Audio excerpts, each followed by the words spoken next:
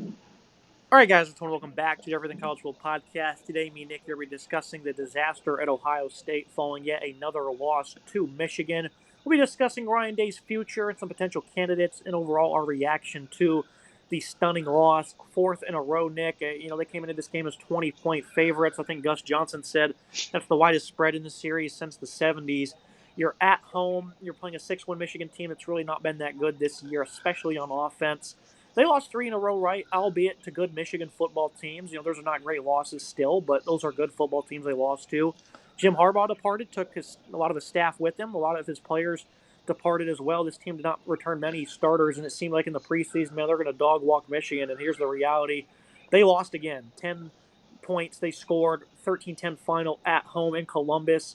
My instant reaction is this is the most embarrassing loss not in school history, college football history, Nick. I think over the last 100 years, there's not a bigger loss that is more upsetting, I think, for a fan base than this one. This is absolutely gut wrenching, and I felt disgusted for Ohio State fans. I'm not a Buckeye fan at all, and I could feel the pain. So I can only imagine the ones that bleed, scarlet. I think for Ohio State, Nick, this has got to be very upsetting because this happened again, and it shouldn't have happened this year one bit. And I noticed at some point in the third quarter, I went, oh no, Ohio State is going to lose this game. And there was still lots of time left. The reason I said that is because I noticed this team's not in the mental state to beat Michigan. They don't believe they can beat this football team, Nick, regardless of the circumstances. 20-point favorite, Davis Warren at quarterback putting up 100 yards a game. It doesn't matter. Ryan Day did not have them in the correct mindset, and that's why they ultimately lost. I mean, Will Howard, this was his first two-interception game of the year. Jaden Felding, this was his first game ever missing 2 field goals.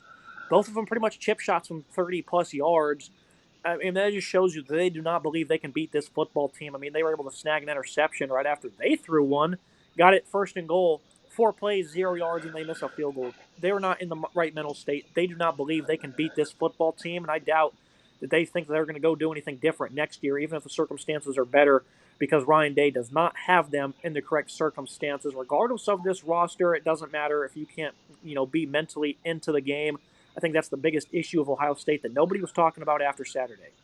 Just an absolutely stunning loss. I mean, there's no other way to put it. I think the only loss I could think of that had a bigger program changing effect was when Michigan lost to App State, in 2007. That's the type of level we're talking about here when Michigan lost to an FCS team at home, right? That's what we're talking about, how bad this loss is. Yes, I know Michigan defending national champions. You could say all that want, but you lay out the facts. They're 20-point favorites at home, hadn't beat this team in 3 years, and just to go out there and limp your way to a loss, to lose four straight, it's just embarrassing, downright embarrassing. If I'm an Ohio State fan, I'm absolutely just seething right now because this is brutal. Your team looked like they really had nothing going on. And, early on in the first half and early in the second half, I kept saying, Michigan will cover the spread and they'll hang around, but Ohio State will pull away, right? They'll find a way. And I kept saying, they'll pull away, they'll find a way. In the fourth quarter, they'll pull away, they'll find a way. And they never did. They just couldn't seem to figure it out. The play calling was abysmal, just a conservative approach throughout the entirety of the day, not attacking Michigan's secondary that was down a star player, not to mention, they're missing one of their best players in the secondary. Didn't bother attacking that really at all. Didn't do what you need to do through the air. They just ran the ball over and over again, and they really just didn't seem to have a play calling plan. Chip Kelly seemed to just wimp out, and they went so conservative. You continued to see it in the red zone where they just did not try to bother striking on the good field position. It looked like they were settling for field goals. Missed field goals are obviously, are a variable you can't put into your game plan, but there should be no excuses that you don't get points in the red zone. Just poor across the board. An absolute disaster, quite frankly, for Ohio State. And if this team does not go out and win a national championship, obviously this is going to be a crazy conversation come January, because I think Ryan Day is good as buried if they don't win a national championship. This is an embarrassing loss. I mean, it was embarrassing 2 years ago when they lost at home to Ohio State. When you lose in the big house, I can give you a mulligan there, right? Tough place to play. Those Michigan teams in 21 and 23 were damn good football teams. But losing at home now twice, two straight home losses to Michigan, to a Michigan team that I wasn't super high on in 2022, and then a Michigan team in this year that's obviously a shell of themselves from last year. Downright despicable. You cannot get away with it, especially at a program like Ohio State, one of the premier programs in college football. Ryan Day's not won a big game since 2020. Just been a disaster so far the past couple of years, and they continue to lose to Michigan. It's bad. It's really bad for the program, and this was just a cataclysmic loss on Saturday. And that's what I had said to you, Nick. I was like, this guy hasn't won a big game in a while, and I felt that after Oregon. I was like, I kind of whispered it to her. I was like, hey, by the way, he hasn't won a big game. Penn State doesn't count. A couple years ago they should have beat Clemson. They didn't. They blew that one. 2022, after they got blown out, it was a close game. They ended up getting blown out. There was some big fourth quarter touchdowns by Michigan at home. We turned around and we picked them to beat Georgia, and I was very confident in that. You weren't as confident early on. You ended up joining my side though, that they would beat the Bulldogs. They should have won that game. They did. And I know the Michigan game. It's another big one too. Even though it's a 6-win team, they lost. I don't know what's going on. Ohio State's just not fair, Nick. They lost to Oregon earlier this year. They do not win big games anymore. They won the Rose Bowl. Congratulations. You had some opt outs. That was a great game. Able to break some records in that contest, but they don't win big games anymore. They lost the Cotton Bowl. They were down to like a third string quarterback, a couple of opt outs on offense. That's not a big deal. They don't win big games anymore, Nick. Ohio State is not feared. And I think, again, this team's just not mentally in the right place. In 2007, a number one ranked Ohio State team lost at home at the end of the year to Illinois. This loss this past Saturday is even worse than that by a very wide margin, and just something about this team that cannot win big games. And again, the Penn State one doesn't really count because that's the knock on James Franklin's. He can't win the big game against Ohio State, so that one's really not even counted, Nick. Other than that, this team does not win big games. 10, 11 wins, and that's it. You call it that. They've won a decade without a national title. It's inexcusable. It's flat out disappointment. And again, it just comes back to mentality. The confidence level is just not there with this football team for some reason. I mean, how embarrassing is their resume in big games over the past 5 years? I mean, you can just rattle off some results. Last year, lost to Oregon early this year, lost to Michigan here now. Last year, lost in the Cotton Bowl to a Missouri team. Yes, I know it's a playoff New Year's Six game. Doesn't really With the matter. third string quarterback, Still, also though, there is that right. noted. Missouri had a weak team. Ohio State had a weak team. Bad teams, but you still lost that game. You should have beat Missouri in the Cotton Bowl, in my opinion. I think that was a win that they could have had. They lost to Michigan early in the year. Then you go to 2022. Yes, I thought they were going to beat Georgia. You and I were both on that page. I came around eventually because I started watching more film and I got more locked into it as the week went on. And I said, hey, this is a damn good Ohio State team that matches up really well against the secondary for Georgia that showed some weaknesses. They should have won that game. They missed that kick, didn't get the win in the end. It happens. That's a disappointing loss. But even in 2021, they lost at home to Oregon in non-conference play. You should have beat Oregon that day. That was an Oregon team that was a good team, but you should have won that game, right? There was no excuses to lose that game at home in September. Bad loss. You lose to Alabama in the national title game, get absolutely wiped the floor in that one. You lose the Fiesta Bowl in 19, a game you should have won against Clemson, where you made mistakes, and then the quarterback throws a bad interception late in the game. Yes, you beat Utah in the Rose Bowl. Yes, you beat Clemson in the Sugar Bowl in the COVID year. But outside of that, this has been a whole lot of nothing the past 5 years, and something's got to change because this Ohio State team just seems stuck in the mud.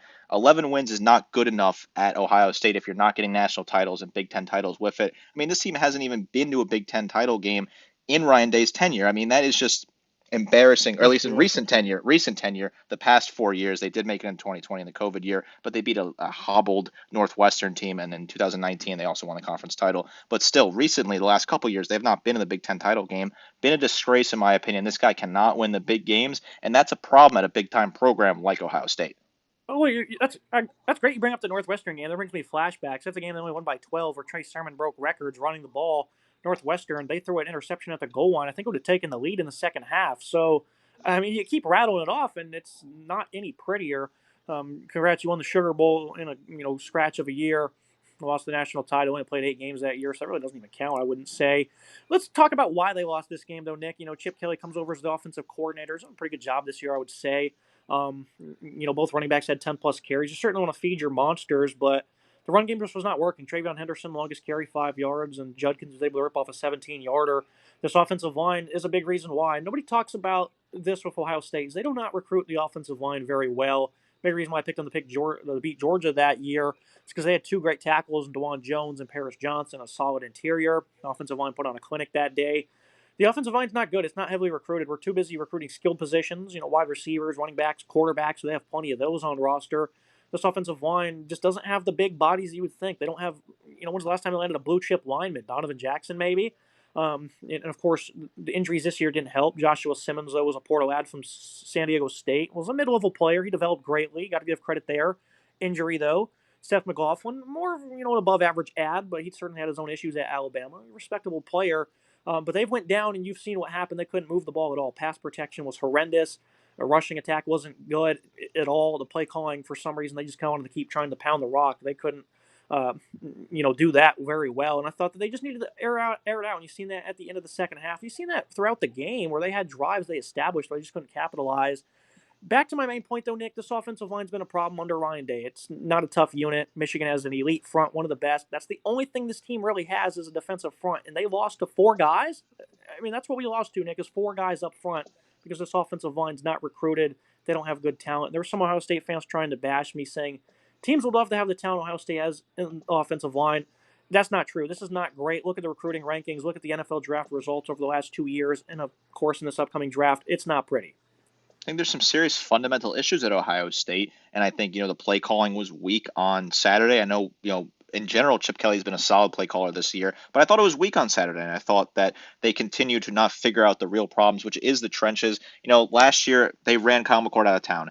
Kyle McCord, had a good season last year, had that interception at Michigan, but was getting hit on that final drive, and they ran him out of town. They ended up bringing in Will Howard. When you look at the stats, I mean, Kyle McCord, 4,300 yards passing, 29 touchdowns, 12 picks, having a phenomenal season in Syracuse, while Will Howard, 2,800 yards passing, 27 touchdowns, 8 picks. Sure, Syracuse is more of a pass-heavy offense, but still, Will Howard, by comparison, I don't know if he's having a better season than Kyle McCord. You ran him out of town, made him the scapegoat when maybe he was not the problem at Ohio State. I can't seem to understand why they just continue to be in Groundhog Day running the same circles. They keep recruiting in those talented wide receivers. Bring in all the 5 stars you want, that's fine. But if your offensive line can't hold up and get your quarterback opportunities to create plays, you're going to be a losing team. You're going to struggle in those big games. This has been a weird situation. Previously, we thought the defense was the problem. They brought Jim Knowles in. They switched to that 4-2-5, brought a lot of talent. But that's not changed anything because Knowles has been there. They still have not gotten over the hump in terms of winning a national title. So what is the real problem? Is Ryan Day that final piece that you have to just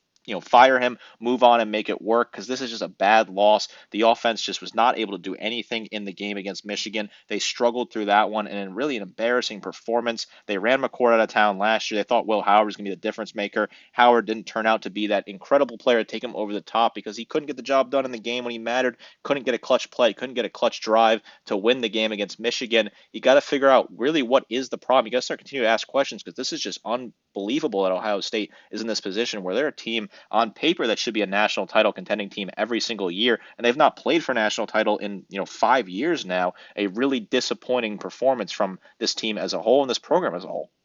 Yeah, this defense has been tremendous since Jim Knowles arrived, but they've had to be perfect here because the offense couldn't get it together. There's a 15-play drive by Michigan there, the score. They threw it at the goal line. Jack Sawyer, interception. That's one of the greatest plays I've ever seen in a rivalry game. What do?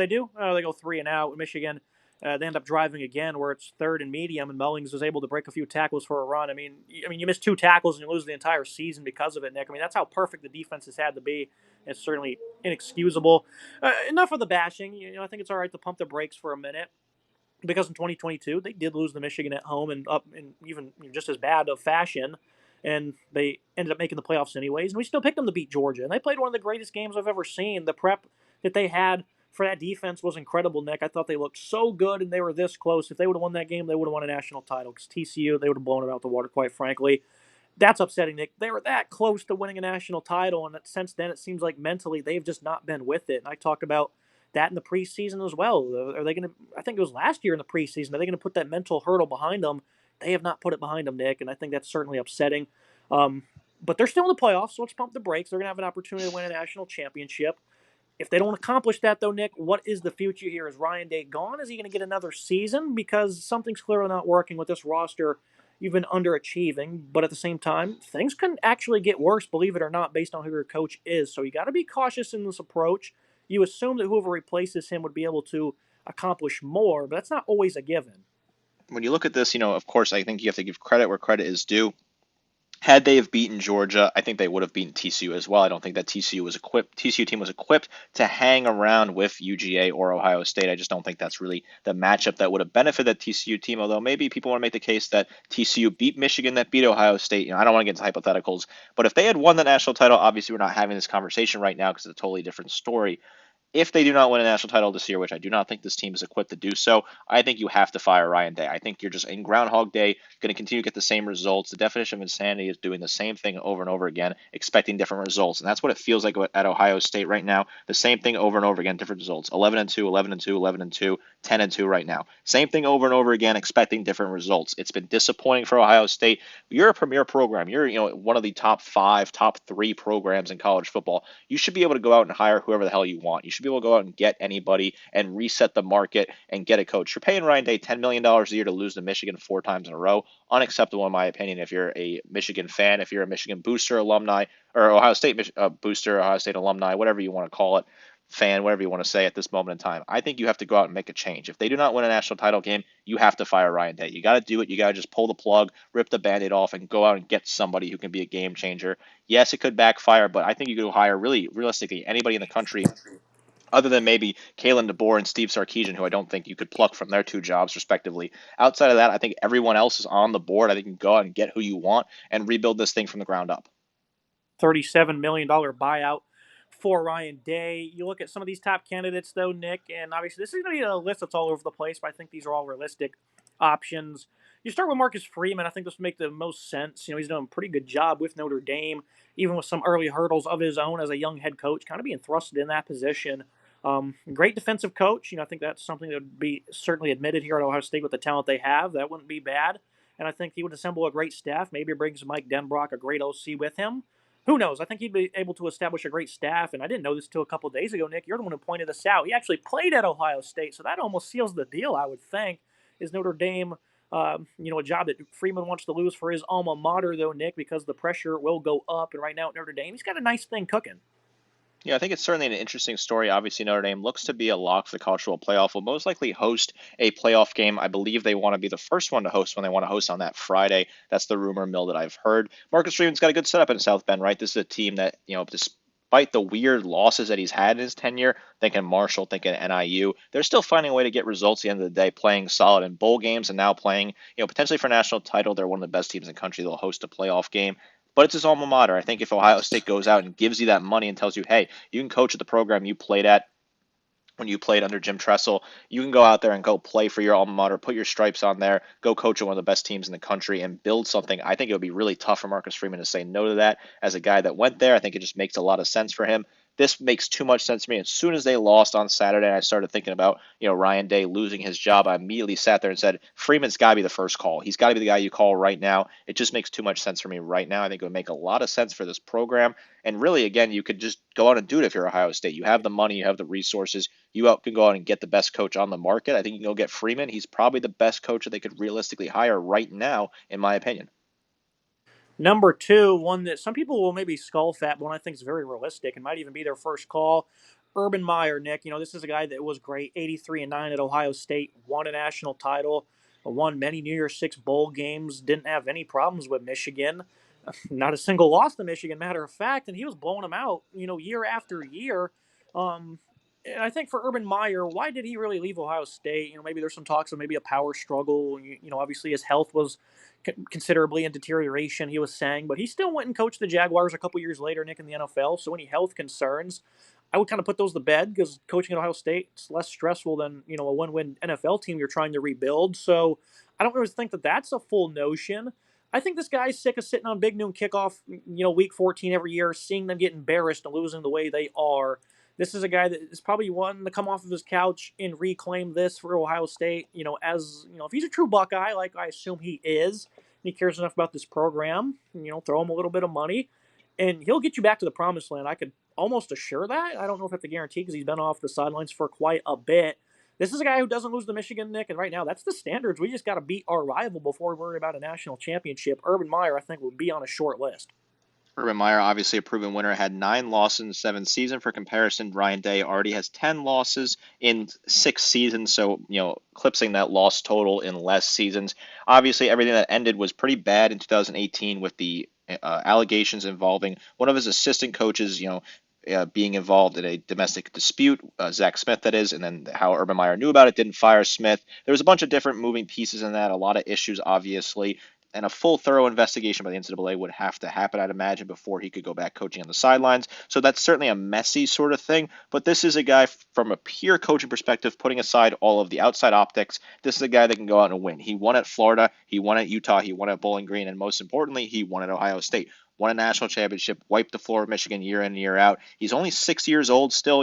Nick Saban retired and he was nearly 70 last year. So obviously he's still got a good years left in the tank as a coach. He's been sitting on that big noon set, like you said, just really sitting there and having to deal with the fact that the school that he coached on his alma mater, but the school he coached at and really might be some of the best work that he's done besides Florida is getting stomped over and over again by their biggest rival. You plug him in, I think it might maybe not be the same result as it was previously, but I think they'd find a way to get over the top and certainly would find a way to beat Michigan. I think Urban Meyer could be a good hire. Obviously, it could blow up in your face just like it did in Jacksonville, but that seemed like it was a different situation with a different set of circumstances. It seemed like he was not really checked into the NFL. You've heard the sort of those stories where he didn't really know who Aaron Donald was. He didn't know who other NFL coaches were. He's definitely more of a college focused guy. He's checked in, obviously, doing all the work he does with Big Noon Kickoff. I think it would be more of a seamless transition. I think it certainly could work out well.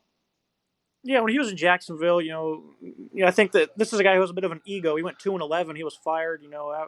Also some controversy hanging out in the bar after a loss, and all that. I mean, a guy with an ego. Does he really want to go down with that? Is that the last thing he wants to be remembered by? I think maybe he might be itching the return to glory. Look at number three, kind of a forgotten name, Luke Fickle, because he had all this great success at Cincinnati. If the job at Ohio State was open a couple years ago, he would have been the head coach currently. Goes to Wisconsin. Hasn't been all that great, a little bumpy, but you've seen what they could do against Oregon. Lost that game by 3 points with, not that great of an offense. This is a guy who can still coach. He's had to rebuild this program, a lot of schematic changes and whatnot. Tough schedule. So, a little bit of excuses we're giving for Fickle here. This is a guy that we said this is his dream job, though. Nick, coached Ohio State, played there and whatnot.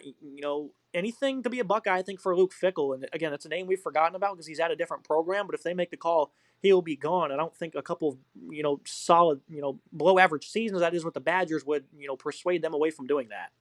I think Fickle still makes sense. I know people are kind of scoffing at it because he's not having the greatest tenure at Wisconsin right now, but that team played hard against Penn State and Oregon just recently, and he's building something over there. It would be a dream job for him to move to Ohio State. Obviously, a guy that wants to coach there. I think it would make a lot of sense. I think Fickle was certainly worth given a call to. He's a high-level coach. He could put together a program. The pieces would certainly be better at Ohio State than they would be at Wisconsin. I think the move could make a lot of sense for both parties involved. Now you look at number four, one that's also very interesting. People might laugh at Dabo Sweeney. All things must come to an end at some point. Maybe it just ran its course at Clemson for Dabo. He's always done more with less. This is a chance to really become immortal. Like, do you really want to take that next position? It's like when you're in a very cushy job that pays very well. But would you like a higher job? It's like you're a high level exec at Fox, but would you like to be the top dog? I guess is a good way to put it, Nick. And I think that's what Dabo would be looking at with Ohio State. Again, they can get any name they want. This name will shock you, but a lot of these head coaching positions over the last year have been shocking names that kind of came out of nowhere. This would be a great opportunity for Dabo to kind of get out of the shadow at Clemson. It's not been great the last couple of years. His recruiting classes would be top three nationally every single year, and I think the upside is tremendous there. NIL, this is not something he's got to worry about. He can put people in place to deal with all that. Does he want to deal with the portal? Maybe not, but he can kind of turn a blind eye to that. His staff can do the work, even if he doesn't have all that much interest in doing so, but he would have a lot of success at Ohio State, I would think. I think he would have a lot of success. This is something that people might look at this and say, well, Dabo's not leaving Clemson. He didn't leave for Alabama. And that was a job that obviously he was getting attention for. But Alabama, I don't think wanted to make that move at that moment in time. I don't think he wanted to make that move. The only thing that cautious me is I don't think he wants to coach out of the South where he's, built those ties, built those recruiting markets, grew up in Alabama, played there, obviously now coaching at Clemson and making a jump to Ohio State. Might be a big jump, but he's a proven winner, a guy that's won 2 national championships. Anytime you get a coach in there that's won multiple national championships, I think you certainly have to consider that a really good option. This team, barring a major upset of SMU this upcoming weekend, they're not going to be playing, in the college football playoff this year. Disappointing at Clemson. Hasn't really worked out as of late. And like you said, maybe all good things have to come to an end. It's kind of stalled out, and maybe it's time that Dabo moves on and tries to get a new job and tries to figure out what he can do. And building a roster at Ohio State will be pretty easy. You'll still be able to recruit very well up there in the NIL era. That could work out very well for him and could work out very well for Ohio State. A proven winner, 2 national championships. There's not a lot of coaches active that have that on their resume. Would be very good to have in your locker room. It's also different. A job you're having to take over for Nick Saban. I mean, that's just ungodly to think that anybody could do that, right? And that certainly comes with a lot of pressure, and there's a big standard there. Right now, the Ohio State standard, it's pretty poor because, again, you just need to beat Michigan and just get back in the hunt. And Dabo would be, kind of an underdog maybe at Ohio State because that's what they feel like right now, Nick, is underdogs. And I think it'd be much better positioning than the Alabama job. Last guy we'll talk about here, Mike Vrabel, the former Titans coach. They shouldn't have fired him in Tennessee. It was pretty ridiculous. This is a guy who's a guy with a lot of IQ, great mentor, lineage to the program, like a couple of these other guys. I thought he had pretty good success at the NFL. This is not a team you ever wanted to play. Obviously as a Jaguar fan, this is a team we see twice a year with a lot at stake.